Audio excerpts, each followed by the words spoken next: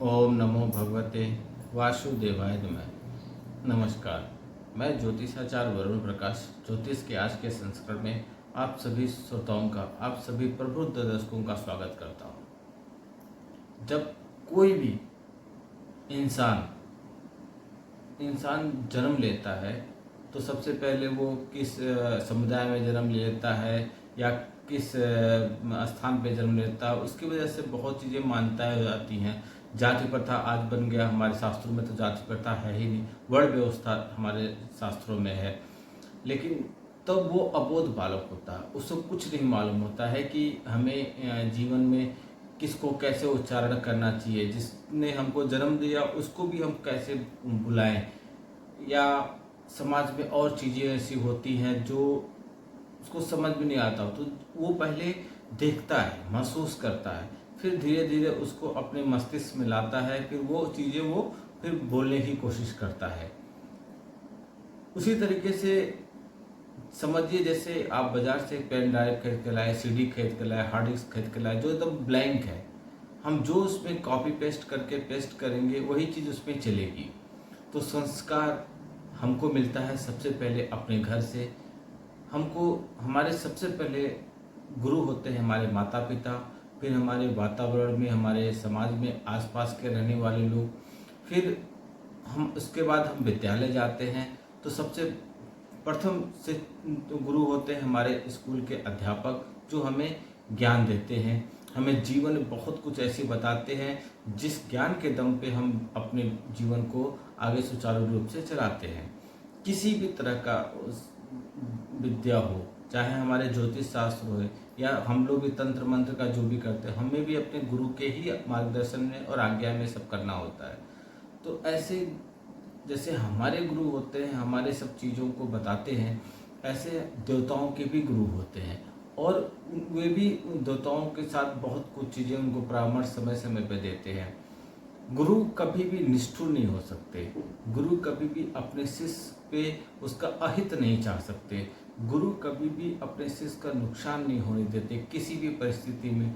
हाँ, अगर गुरु को आपके द्वारा की गई आचरण से, आपके द्वारा किए गए व्यवहार से कुछ उनकी चोट लगी है, उनकी आत्मा दुखी हुई है, तो आप तत्काल प्रभाव से गुरु के पास जाइए, क्षमा याचना कीजिए, अपनी गलतियों के लिए माफ़ी मांगिए, दोबारा ऐसा न दोहराने के लिए आप उनसे निवेदन कीजिए। फिर आप देखिए गुरु का आपके प्रति नज़रिया बदल जाएगा और जहां आपको सफलता 1% मिलने वाली थी, वहां सफलता दुगना 2% हो जाएगा, यानी कि सफलता का प्रतिशत बढ़ जाएगा। गुरु कभी भी आपकी क्षमा याचना करने पे अपनी नाराज़गी को लंबा नहीं खींचेंगे, तुरंत क्षमा कर देंगे। तो ऐसे देवताओं के गुरु भी हैं और शुक्र या राक्षस योनि के भी गुरु हैं। देवताओं के गुरु बृहस्पति हैं और राक्षस योनि के गुरु शुक्राचार्य हैं। तो यह साल गुरुदेव बृहस्पति का जो गोचर होगा, स्थान प्रदत्त, आप सब जानते होंगे कि सभी ग्रहों का अपना अपना स्थान होता है और वो हमेशा स्थान बदलते हुए रहते हैं, उनका गोचर होता रहता है। ऐसे में जब ग्रहों का गोचर होता है तो सभी राशियों पे कुछ न कुछ प्रभाव पड़ता है, उसका भी सकारात्मक कभी नकारात्मक हर तरह का प्रभाव पड़ता है। तो आज मैं बात करूंगा देवताओं के गुरु का इस साल क्या गोचर होगा और आपकी राशि पे कैसा प्रभाव पड़ेगा।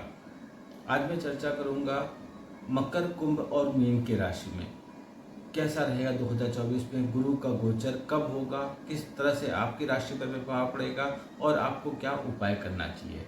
उपाय जो मैं बताऊं उसको आप अवश्य किया कीजिए। उपाय आपको तत्काल रूप से लाभ दिलाने में काफ़ी मदद करती है, आपको समस्याओं से जल्दी से छुटकारा पाने में मदद करती है। आपके समाज में किसी भी तरीके का, आपके साथ किसी भी तरीके का कोई भी, किसी भी तरीका मैं बोल रहा हूँ तो XYZ कुछ भी आता है, आपके साथ कुछ भी चल रहा है, समस्याएं चल रही हैं, आप परेशान हैं, तो आपकी समस्याओं का ज्योतिष के माध्यम से मैं आपको उपाय बताऊंगा। और हो सकता हो आपने समस्याओं का उपाय ढूंढने में समय लगा दिया, समस्याएं गंभीर हो गई, तो उसका हमारे कार्यालय के द्वारा उपाय भी करके दिया जाएगा। एक छोटा सा फीस है, वह भर के आप यह उपाय प्राप्त कर सकते हैं और अपने जीवन में हो रही समस्याओं से आप निजात पा सकते हैं, जीवन को आप बहुत अच्छा से आगे बढ़ा सकते हैं। हर एक समस्या का समाधान है। और इस समय सबसे बड़ी मूल आवश्यकता है पैसा। पैसे को अचानक से आपके पास आने और अधिक मात्रा में आने का ऐसे बहुत से तरीके हैं जिनको आप करके अथाह धन पा सकते हैं, बशर्ते आपको जो नियम बताया जाए, जिस विधि से बताया जाए, जो पालन करने के लिए बताया जाए, उसका आप पूरी ईमानदारी से सही से पालन करके देखिए, फिर आपके जीवन में चमत्कार ऐसे होगा। चलिए तो मैं चर्चा करता हूँ। सबसे पहले देवगुरु बृहस्पति और उनके इस साल गोचर के बारे में बताता हूँ। देवगुरु बृहस्पति शनि देव के बाद दूसरे सबसे धीमे चलने वाले ग्रह हैं।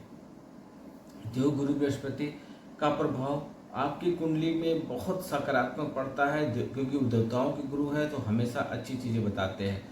बृहस्पति को ज्योतिष में जीव भी कहा जाता है। बृहस्पति शनि के बाद आपको बताया कि सबसे धीमे चलने वाले ग्रह हैं। वो लगभग 13 महीना एक राशि में रहते हैं, फिर वो दूसरी राशि में प्रवेश करते हैं। पिछले साल 22 अप्रैल 2023 को बृहस्पति अपनी स्वयं राशि मीन से निकलकर अपने मित्र मंगल की राशि में प्रवेश किए थे। वहीं देवगुरु बृहस्पति वर्ष 2024 में दैत्य गुरु शुक्र की राशि वृषभ में गोचर करने जा रहे हैं। यदि तिथि और समय की बात करें तो बृहस्पति 1 मई 2024 को दोपहर 2:29 को वृषभ राशि में गोचर करेंगे, लेकिन गोचर के 2 दिन बाद ही यानी कि 3 मई को वह रात्रि में 10:08 को फिर अस्त अवस्था में चले जाएंगे। जब देवगुरु बृहस्पति का अस्त होता है तो उसको ज्योतिष शास्त्र में तारा डूबना कहते हैं। गुरु का तारा डूबना, इस टाइप की बातें करते हैं। लेकिन 1 महीने के बाद 3 जून को सवेरे 3:21 पर फिर से वह अस्त अवस्था से उदित अवस्था में आ जाएंगे। जब गुरु अस्त अवस्था में होते हैं तो कोई भी शुभ मांगलिक कार्यक्रम नहीं किया जाता है, वह शुभ नहीं माना जाता है। और जब अस्त अवस्था से उदित हो जाते हैं फिर वह सारी मांगलिक कार्यक्रम शुरू हो जाता है। 9 अक्टूबर 2024 को सवेरे 10:01 पर बकरी अवस्था में अपनी बकरी चाल शुरू कर देंगे देवगुरु बृहस्पति, और 4 फरवरी 2025 को दोपहर 1:46 तक उनका शुभ और वृद्धि कारक ग्रह हमेशा बकरी रहेंगे। अब देखिए आपकी राशि पे क्या प्रभाव पड़ता है। सबसे पहली राशि है मकर राशि। इसके पहले की जो राशियां हैं उनके बारे में वीडियो बना के दे दिया हूँ, आप लोग देख सकते हैं। आज 3 अंतिम राशियों के बारे में चर्चा करूंगा, मकर, कुंभ और मीन। तो मकर राशि के लिए देवगुरु बृहस्पति तृतीय और द्वादश भाव के स्वामी होकर कारक ग्रह बन जाते हैं। वर्तमान गोचर में यह आपके 5वें भाव में प्रवेश करेंगे। देवगुरु बृहस्पति के इस गोचर के परिणाम स्वरूप आपको शिक्षा में उत्तम परिणाम की प्राप्ति होगी। आपके अंदर सही विचारों का जन्म होगा। धर्म, कर्म, अध्यात्म और चिंतन तथा सामाजिक रूप से उत्तम विचारों का जन्म आपके अंदर होगा, जिससे आपको अपने लिए जो भी आपने गलत काम कर दिया उसमें आत्मग्लानि होगी और आप पश्चाताप करते हुए दिखाई देंगे। आपके मन, मस्तिष्क और ज्ञान का विस्तार होगा। अच्छे लोग से आपकी बातचीत होगी और उनसे आपको लाभ होगा। आपको अपनी संतान से सुख मिलेगा। आपकी संतान आज्ञाकारी बनेगी, उनके साथ सुख की प्राप्ति होगी आपको। देवगुरु बृहस्पति की इस गोचर से यदि आप विवाहित जातक हैं तो आपको संतान प्राप्त का सुखद समाचार मिल सकता है। संतान प्राप्ति की इच्छा पूरी हो सकती है। प्रेम संबंधों में यह गोचर अनुकूल परिणाम दे रहा है और आपके रिश्तों को परिपक्व बना रहा है। गुरु गोचर 2024 के अनुसार यह स्थिति देवगुरु बृहस्पति आपके 9वें भाव, आपके एकादश भाव और आपके प्रथम भाव यानी कि आपके राशि पर दृष्टिपात करेंगे। बृहस्पति के इस गोचर के परिणाम स्वरूप लंबी यात्रा का योग बनेगा। शिक्षा के लिए आप लंबी यात्रा करेंगे। कुछ नया पाठ्यक्रम आपको पसंद आएगा। उच्च शिक्षा का प्रयास कर रहे हैं तो आपको सफलता मिलेगी। आपकी आमदनी में अच्छी बढ़ोतरी देखने को मिलेगा। हो सकता है आपकी नौकरी में बदलाव या दूसरी नौकरी आपको पहले से अधिक तनख्वाह पर मिल जाए। आपकी आर्थिक उन्नति होगी। आपका मन सही विचार आएगा। आपका मन सही जगह काम करेगा। लेकिन आपको कोलेस्ट्रॉल यानी कि आपका कोलेस्ट्रॉल बढ़ने से जो आपका ब्लड में जो ब्लॉकेज हो जाता है नसों में, इन चीज़ों की समस्या हो सकती है। इसका आप उपाय कीजिए, चिकित्सीय सलाह लीजिए। आप उपाय के तौर पर प्रतिदिन स्नान करने के बाद अपने मस्तक पर केसर का तिलक लगाइए, इससे आपको बहुत लाभ मिलेगा। अगली राशि रहेगी कुंभ राशि। कुंभ राशि के जातकों के लिए बृहस्पति द्वितीय भाव और एकादश भाव के स्वामी होकर धन भाव के स्वामी बनते हैं और आपके लिए बहुत महत्वपूर्ण है, क्योंकि कुंडली में इनकी स्थिति आपकी आर्थिक स्थिति को बहुत महत्वपूर्ण बनाता है। वर्तमान गोचर में देव गुरु बृहस्पति आपकी राशि से चतुर्थ भाव में गोचर करेंगे। वृषभ राशि में गुरु का यह गोचर आपके लिए मध्यम रूप से फलदायक रहने वाला है। आप अपने धन का प्रयोग अपने घर की साज सज्जा, घर की आवश्यकताओं की पूर्ति में, अपनी जिम्मेदारियों को निर्वहन में, अपनी माता जी के स्वास्थ्य में कर सकते हैं। बृहस्पति यहाँ स्थित होकर अपनी पंचम दृष्टि से आपके अष्टम भाव को, सप्तम दृष्टि से आपके दसम भाव को और नवम दृष्टि से आपके द्वादश भाव को देखेंगे।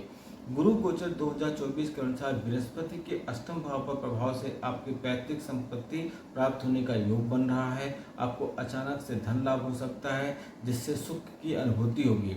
कोई पुरानी संपत्ति जो पूर्वजों की हो आपको मिल सकती है, इससे आप बहुत प्रसन्न होंगे। धर्म कर्म के कामों में भी आपका मान सम्मान और यश की प्राप्ति होगी। आपका आर्थिक विकास होगा। आपको अपने करियर पर ज़्यादा ध्यान देने की आवश्यकता पड़ेगी। नौकरी में अपने आप को सर्वा समझने से बचने की कोशिश कीजिएगा और मेहनत करने पर कोशिश कीजिएगा, नहीं तो नौकरी में कुछ समस्याओं का सामना करना पड़ सकता है। द्वादश भाव पर बृहस्पति की दृष्टि होने के कारण खर्चों के योग भी बनेंगे।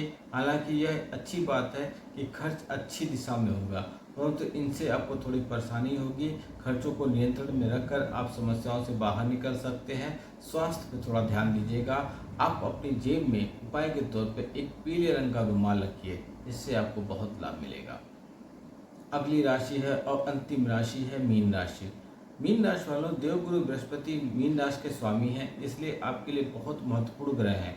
आपकी राशि में स्वामी होने के साथ साथ यह आपके कर्म भाव यानी कि दसम भाव के स्वामी भी हैं और वर्तमान गोचर के दौरान यह आपकी राशि से तृतीय भाव में प्रवेश करेंगे। तीसरे भाव में बृहस्पति का विराजमान होना आपके अंदर आलस्य बढ़ाएगा, आपके कामों को कल पर टालने का वाला बना देगा, टाल मटोल करेंगे। इससे आप महत्वपूर्ण मौके हाथ से भी गंवा देंगे, इसलिए आपको सतर्क रहना होगा और किसी भी मौके को हाथ से जाने से बचने की कोशिश करनी होगी। मेहनत करने पर ध्यान देने में आपको सफलता मिलेगी। मित्रों का सहयोग आपके काम में रहेगा। व्यापार में वह आपकी मदद करेंगे। मित्रों के सहयोग से वैवाहिक जीवन में जो भी समस्याएं हैं उन्हें दूर करने में आपको लाभ मिलेगा। छोटी यात्राएं होंगी। भाई बहनों का भरपूर सहयोग आपको प्राप्त होगा। आप अपनी किसी रुचि को महत्व देंगे, इससे निखरने में आपका पूरा ध्यान रहेगा। पड़ोसियों से आपके संबंध सुधरेंगे और रिश्तेदारों में आना जाना शुरू होगा। गुरु गोचर 2024 को आप यह संकेत दे रहा है कि सप्तम भाव पर बृहस्पति की दृष्टि होने के कारण वैवाहिक जीवन में चली आ रही समस्याओं में कमी आएगी। यदि आप कोई व्यवसाय करते हैं तो उस व्यवसाय में भी उन्नति के योग बनेंगे। आपका व्यवसाय नए विचारों के साथ उन्नत की राह पर आगे चलेगा और कुछ महत्वपूर्ण लोगों का सहयोग से आपको व्यापार में अच्छी वृद्धि देखने को मिलेगा।